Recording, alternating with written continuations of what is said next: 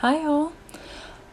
So I am Kay Bergamot. I am a queer witch and professional tarot reader, and today I have something kind of different to share with you. So I know that most of my clients are first-time tarot reading clients, meaning that they've never had a tarot reading before. They probably don't read tarot themselves, and they might not have the clearest idea of what to expect from a reading. So I've been trying to share lately just some more ideas of what I think a typical tarot reading experience looks like. And because I just announced my Valentine's Day specials, which include a self-love reading, a reading for platonic love, and a reading for romantic love, I thought I would get on here and do my own reading for self-love so that people have an idea of what that reading looks like and will possibly want to purchase it for themselves. Before I get too far into things, I do just want to remind everyone that today is the last day to get your year ahead readings, February 10th. So tonight at midnight Pacific Standard Time, the reading will no longer be available. So definitely make sure you go to the link in my bio and schedule that reading so you can get your 2021 year ahead reading. If not, though, the Valentine's Day readings will be available until the end of February, and I am always available for 3-card, 30-minute, and 60-minute readings. So I did attempt to record this before, and of course it is Mercury retrograde and the video did not save. So typically the only differences with what you're going to be seeing now and a regular reading with me is one, that I'm not going to be shuffling just because I did already pull the cards, and two, normally I'll have the camera focused on the cards themselves so you can see the imagery a little bit better. Just because I never really show my face that often on my feed, I thought it'd be different to do it this way so you get to see me and get a better idea of who I am and if I'm the right reader for you. But before we go ahead and get started with everything, I just want to invite you to go ahead and get nice and cozy. This is how I open up all of my readings. Grab a blanket if you need to. Make sure that you're sitting somewhere comfortable. Go ahead and turn off any distractions or notifications. Go ahead and put your phone on silent mode so you're not getting those notifications pinging at you. Get some water, maybe like a nice cup of tea or something soothing for yourself, and just enter into like a nice relaxed space. And then I'm going to invite you to just take a couple of deep breaths with me.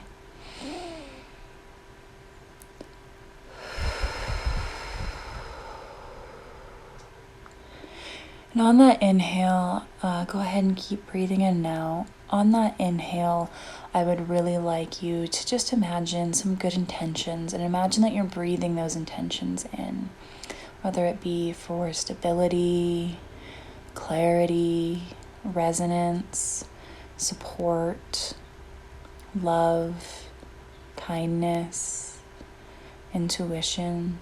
Just really imagining those filling up your belly, ribs, chest, kind of radiating out throughout your body on those inhales. Then on the exhales, we're going to just try and let go. So any areas where you might feel some tension or you're feeling some distractions, just kindly ask that those be set to the side. And if you'd like, you can always return to them later. Again, just breathing in all that good stuff. And now on our exhales, we're going to take a minute and just do a quick body scan, looking at the jaw, our shoulders, maybe our stomach and our sit bones, our knees, our ankles, all the way down to our toes. And just notice any areas of the body that are holding some tension. And maybe just offer them a little bit of love on your next inhale. And then your next exhale, just asking to let go of that tension, unclench that jaw, release any pent up stress you might have in the body. And then when you are nice and situated, we will get started with the reading. So now that we're in a nice, relaxed, receptive space and, we're in a good, comfy spot, I'm going to go ahead and jump into the reading. So the first question that I have for this self-love reading is, where do I really shine at showing up for myself? So the reason for the questions that I've set are that they're going to just help you connect with yourself or those in your life that are important to you. Hopefully, just a little bit more compassion and insight than maybe you'd had if you didn't do this reading. So the card that I pulled for that first question, again, where do I really shine at showing up for myself, was the Ace of Tombs, or in other decks that's going to be the Ace of Pentacles. And so this card really resonated for me because typically this card as an earth element is going to be associated with things like finances, health, home, hearth, business, and values. And so for me receiving this card, I just launched my website.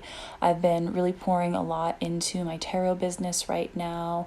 This feels like I'm getting a message that from my guides that I'm on the right track, that I'm really showing up for myself by honoring how I'm making money, and I'm using my best skills and resources in doing so. I am honoring, the value that I have as a reader, as an intuitive person. I'm also honoring my wants and needs in terms of supporting myself financially and supporting myself in terms of, not working, in terms of maybe working for someone else. I am giving myself the freedom that I've wanted for a long time of being my own boss. This card can also represent new opportunities, for home, hearth, things like that. So anywhere where I'm considering newness in terms of, again, home, health, finances, and values is a way that I'm doing a really good job right now of loving myself and honoring myself in those physical kind of earthly practices. So I'm really glad I got this card. It just kind of gave me the green light that what I'm doing in that area of my life is really aligned with what's meant for me. The next question that we explore in this reading is, what parts of myself do I neglect? And again, so some of the reasons I'm using these wordings with this reading is because it just helps offer you some compassionate insight into areas that I might be overlooking. So looking at areas that I neglect, it doesn't necessarily mean that's a bad area, but it does mean that it's an area of my life wherein I am not showing up fully, where I'm maybe putting some things off or ignoring something that needs a little bit more care and nourishment. And so the card that I drew for that is going to be the Eight of Bells, or in other decks, this is also known as the Eight of Swords. This is a card that's typically associated with a lot of anxiety, a lot of situations that are unpleasant and just generally not somewhere that you want to be. So obviously on a global scale, the pandemic is still going on and we all have our own personal things going on in life. And so this card for me is telling me that even though I've been throwing myself into my work, right, which was a good thing, I'm putting off some other areas. And especially because the swords or bells are an air energy that typically has to do with our mental energy. It has to do with our thoughts, ideas, communication, and different mediums that we express that with. This is a card that's telling me, the thoughts that I'm having of, oh my God, I'm really burdened, or oh, I'm stressed out. I'm really letting myself hold on to that, and I'm becoming overwhelmed by it because I keep on putting things on the back burner rather than just showing up authentically and handling it. So with this card telling me that my anxiety is not doing the best right now, it's just kind of an opportunity for me to check in and just be aware that I'm neglecting that part of myself. And, if I keep on this path, this person does not look like they're in the happiest of places. They're kind of drowned out by everything. And while I'm not feeling that way now, I think that if I continue to ignore when I'm feeling anxiety or when I'm feeling stressed out or just kind of putting those emotions to the side rather than really handling them, I'm going to end up in a really bad situation that I don't want. All right, so now in response to that second question, what parts of myself am I neglecting? There's a sort of a follow-up question to that that's going to provide some answers, which is, how can I bring nourishment to this area of my life? So in this case, how can I bring nourishment to some of that anxiety and maybe a bit of isolation that I've been feeling? And so for that, I drew 2 cards. This is normally just going to be a 5-card reading, but if extra cards want to pop out, I am always open to that, whatever messages come up. As long as it's not excessive, like 20 cards or something that are falling out the deck, I'm more than happy to read 1 or 2 extra cards. And so I drew the World. And this is going to be a major arcana card, which can be translated into big mystery. So this is something you'd think of as sort of really big overall themes in life or big life lessons, whereas the other cards are the minor arcana or little mysteries, which would be just sort of day-to-day smaller things that piece up and add up to these big things. And so right away with the World, I'm just seeing a lot of interconnectedness, a lot of fluidity, and also a lot of hope. So I think right now what this card's telling me in terms of how I can provide nourishment to my anxieties that I'm feeling is just by honoring that other people can show up for me. This card can be a lot about community and interconnectedness, and it can also be about different cycles. So as some things are coming to an end, I can probably feel stressed out about that. But I have to remind myself that with endings come new beginnings, and to maybe feel more excitement or joy about that coming up for me instead of just focusing on the negatives. And so another card that I drew for this, so I had the World, but I also had the Dreamer of Vials, or in other decks is going to be the Page of Cups. And so this card, sometimes referred to as court cards, other times we're kind of shifting into calling them community cards. So just whatever resonates more. But this type of card can represent either a person or it can represent different types of qualities. So I generally read it as qualities first and then people. So for me, the qualities that I would want to embody to help out that anxious feeling would be to be really creative. This is someone who is sort of like very sprite-like, very joyful, very playful, and is also very in touch with their emotions in a very kind of light-hearted, almost childlike way. A very tender, caring, creative person. As you can see in the card, this person is sort of fascinated by the fish that's in the image. So just thinking of maybe getting out in nature and allowing myself to explore and just feel a little bit of freedom would be something that can really help my anxiety. Now, if I'm interpreting this card as a person, what I might expect, for one, this card can be associated with Pisces.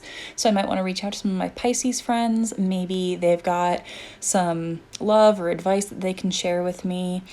Another option is just going to be, again, anyone who's maybe a little bit more introverted, someone who's really creative, someone who's really playful. And every now and then, like, one of the reasons I like this deck so much is I feel like I know these people. So, you know, friends who maybe embody the kind of energy this person's giving off of, you know, I think of this card as like kind of like the childlike sweetheart, you know, the very kind person. So just reaching out to those types of people in my life. And again, with that being combined with the World, just remembering that I have a sense of community and any of the things that I might be stressed out about are temporary. Everything has its beginning and it also meets its end. And just getting more into flow with all of that. All right, and so again, that was answering the question, where can I bring nourishment to that area of my life in response to the previous card? All right, and so for my fourth question, I had, what daily actions can I take to love myself more? And so the intention of this question is just looking at what small adjustments can I make every day to bring more love for myself into my life. And for this card, I drew the Ace of Vials, or in other decks will be the Ace of Cups. Like the other Ace card that we have, this is all about new beginnings. And so sometimes I'll interpret cards as strictly like their card meaning, but with this, I'm just intuitively feeling very much into like my daily cup of coffee or my daily cup of tea. And what you can do with that, or what I've been doing with that, is trying to stir in my good intentions for the day, and then I'll do that clockwise. So anything that I want, like maybe clarity, love, support, resilience, I'll stir that in along with my cream and sugar going clockwise. and then I'll try to banish what I don't want for the day. So that will be, anything like maybe anger, jealousy, unnecessary drama, anything like that. I'll stir going counterclockwise. And then as I'm drinking my coffee or tea or having my daily affirmations, I'm kind of just taking that in and allowing that time for myself, because the cups are a water suit. It's all about our emotional fulfillment. And so, like was noted earlier, I'm having a lot of anxiety for understandable reasons.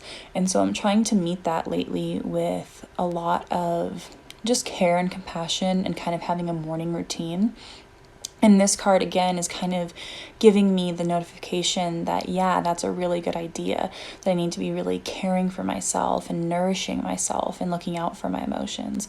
And so each day, what I can do is just make a little bit of time and space for myself so that that doesn't just get swept under the rug and ignored. I'm actually showing up for myself. And even if it's just 15 minutes a day, 10 minutes, 5, if that's all I've got, I'm taking that time to take care of myself, and I can look forward to that part of my day. This could also be in relation to adornment magic. I've been really into perfumes lately. So just kind of, pampering myself a little. This is definitely a very loving, tender card. So I think in terms of self-love every day, this card can also mean maybe reaching out to other people who love me, and asking for their care and support on a daily basis. I can text my sibling and see how they're doing. I can text my friend, anything like that. Of just making sure that my emotional needs, I'm doing something new or starting something each day to make sure that that's taken care of. All right, and so the last question I have for the tarot before I move into the oracle cards is, what quality do I have that's really great? And so with this and then the other readings, the platonic and romantic readings, I just wanted to kind of end on more of a positive note with those. So this is just kind of me looking for a compliment from the tarot. People always try to focus on the negatives, I think, when they're asking tarot questions, and they don't realize that it can be a really strong ally in terms of just supporting you, loving you, kind of giving you a pat on the back. And so the card that I pulled for, again, the question, what quality do I have that is really great? I received the Creator of Wands, or in other decks will be the Queen of Wands or Candles. Or sorry, it's the Creator of Candles in this deck. And so I was really excited to pull this card. Those of you that have been following me for a while might remember that my old handle used to be Creator of Wands. This is a card that I associate my higher energy or best self with. And this person, and this type of card, or the qualities that they would have, is someone who's a community organizer, someone who uses their talents and gifts to inspire and nurture others. It's someone who tends to be very spiritual. This is also a card that's associated with Sagittarius, and as a sextuple Sagittarius, I'm definitely on game with that. This is also a card frequently associated with witches, and the imagery will generally include like a black cat and some sunflowers, all of which are things that I resonate a lot with. And so receiving this card as what good quality I have, it's just kind of, again, a reminder that I'm on the right path and I'm doing the things that I'm supposed to do, using my intuitive and tarot abilities to create community, to help others with guidance through my readings, or just guidance as a friend and a person, that I'm embodying these qualities. So those were going to be the 5 questions that we're asking using the actual tarot cards. I forgot to mention earlier, but the deck that I used for all these is going to be the Numinous Tarot by Cedar McLeod. I'm covering up their old name just because they don't use it anymore, and I want to be respectful of that. But I absolutely love this deck, especially if you are a queer person, or especially for non-binary folk. I really recommend this deck. It's not currently available, but definitely get on Cedar's mailing list so that you'll know when it gets re-released.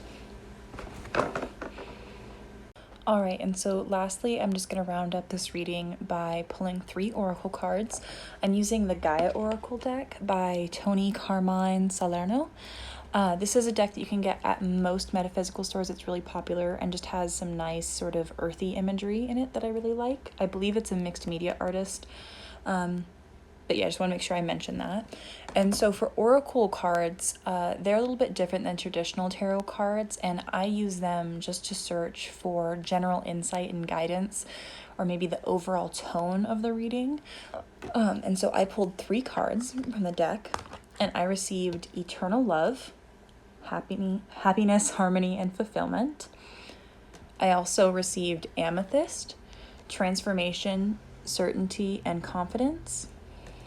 And lastly, I received the Temptress, Seduction, Deceit, a Broken Promise.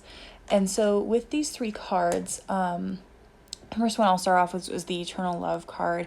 I think this is a message from Spirit just telling me that the little daily things that I'm doing, or the direction that I'm heading in, the path that I'm on is aligned with the direction I should be heading in. I am on the right path. My ancestors, guides, and allies are cheering for me, and I'm sort of heading towards this line of sunshiny rainbow type of experience. So that's all really positive and good. With the amethyst, I'm actually kind of interpreting this more as about the stone amethyst, which is a really adaptive, harmonizing, and can be a really calming stone. And so with that, we're also in the middle of Aquarius season in February, which is the birthstone associated with that. So I might want to maybe work with some amethyst, or also just kind of adapt those qualities, tapping into also my psychic qualities, which can be associated with amethyst, or just kind of more purpley type of hues. Incorporating that into my life might be a good way to show myself some love right now. And then lastly, with the Temptress, this card, because it mentions deceit and this is a self-love reading, I think that this is a lot about the ways in which I maybe betray myself. I don't show up authentically for myself, or in ways that I'm not acting with what's aligned for me. And so I think this card is just kind of cautionary, going back to those anxieties of telling me, like, kind of work through those so I can move past them and focus on the good energies that are present for me right now. And looking at all 3 cards together, I just kind of noticed that, get these set up here. Having all these 3 cards together, I noticed that there are like lots of yellows, a little bit of blues and purples, which are just part of the deck. But that could also have to do with my solar plexus, my throat, and crown chakra, which have to do with confidence, communication, obviously, and like psychic abilities. So those just might be 3 areas right now in terms of self-love that I want to be really focused on. All right, so that is gonna wrap up that reading. I apologize for any technical difficulties I had. Again, this is my second time recording this, and the light is not as ideal as I wanted it to be. Also, there may be some issues with the captioning. However, I did want to try and be as inclusive as possible, especially as someone who loves using captions myself. This was, again, an example of the self-love tarot reading. If it kind of resonated and seemed like something that you would be interested in, go ahead and check out the link in my bio. It's under the Valentine's Day readings. If you guys like this one, I might go ahead and do an example of the friendship love one as well. Thank you so much for spending some time with me, and I hope this gave you a little bit more clarity about what to expect from a tarot reading and the type of insight that you'll get. Let me know if you have any questions, and I hope you have a great day.